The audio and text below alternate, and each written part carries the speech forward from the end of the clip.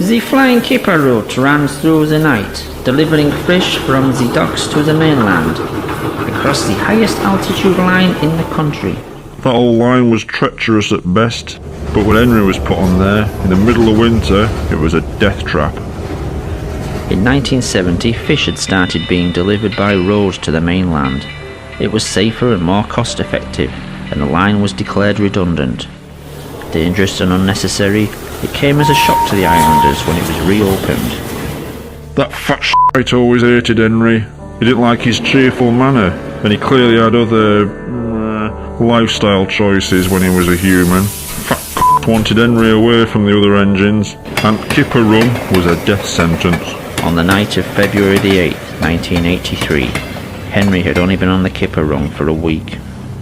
The following incident would be made into a book and later recreated in the television series. This is the train the railwaymen call the Flying Kipper. Can you believe they put it in a kid's story? Of course, that fat f***er changed quite a few of the facts.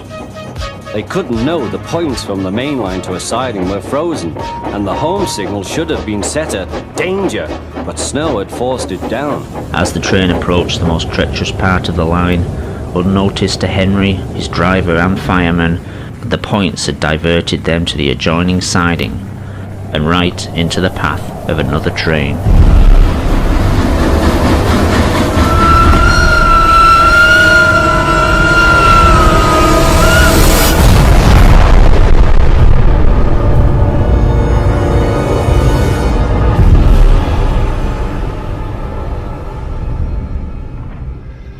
Henry's driver and fireman had jumped clear before the crash. In fact, Al and Barry died from their injuries. Slowly, in snow, the poor bastards. By midday, the recovery operation was underway, and Sir Topham Hatt had arrived. Cheer up, Henry, it wasn't your fault. Ice and snow caused the accident. These images from a train spotter's camera were taken the evening before and were successfully covered up by the Sodor Railway Board for 10 years. There was a railway spike in points, blocking them. Of course, that had disappeared by the time we got there. I'm sending you to Crewe, a fine place for sick engines. Crew. We all knew what that meant. They'll give you a new shape and a larger firebox.